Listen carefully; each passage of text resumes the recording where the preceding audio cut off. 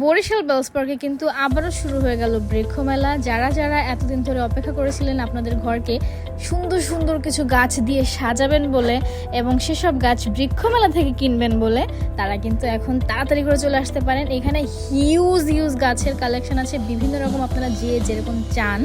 Balcony অথবা জানলায় ঝুলানোর জন্য কিন্তু অনেক সুন্দর সুন্দর ছোট ছোট টবে অনেক গাছ পাওয়া যায় এখানে। আমি তো ভাবছিলাম আমার ব্যালকনিটা অনেক ছোট, নয়তো আমি ব্যালকনিতে ঝুলানোর যে গাছগুলো ওগুলো নিতাম বেশ কিছু।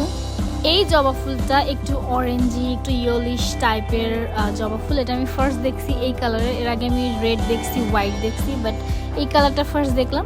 বাট এরকম অনেক ইউনিক গাছ এখানে পাবেন আপনারা। আমার তো বেশ ভালো লাগছিল, তাই আপনাদের জন্য একটু ভিডিও করে নিয়ে আসলাম। এখানে এই যে টবের মধ্যে ছোট ছোট গাছগুলো, এগুলাতে আই থিঙ্ক ফুল হয় না, শুধু এরকম গাছগুলোই থাকে।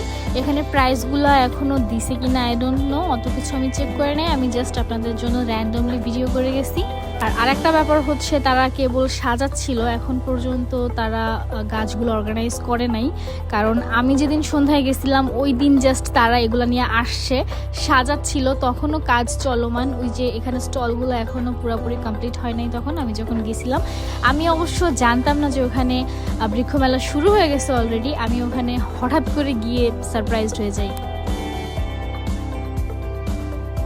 এরকম সুন্দর সুন্দর গাছ দিয়ে ঘর সাজাতে কার না ভালো লাগে। আমার অনেক ইচ্ছা আছে, ইনশাল্লাহ একদিন আমার ঘরেও এরকম সুন্দর গাছ থাকবে।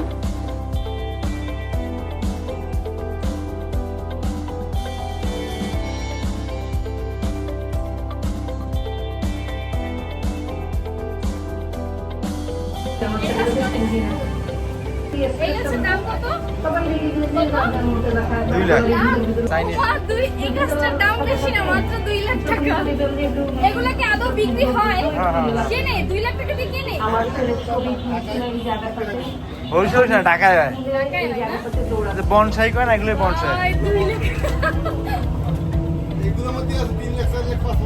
এগুলোর কোনো উপকারিতা আছে? শুধু দেখতেই সুন্দর, শুধু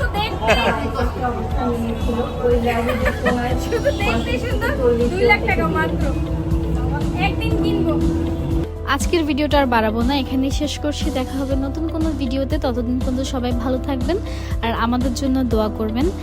ভিডিওটা যদি ভালো লেগে থাকে তাহলে একটা লাইক আর কমেন্ট করতে ভুলবেন না। Tata, bye bye.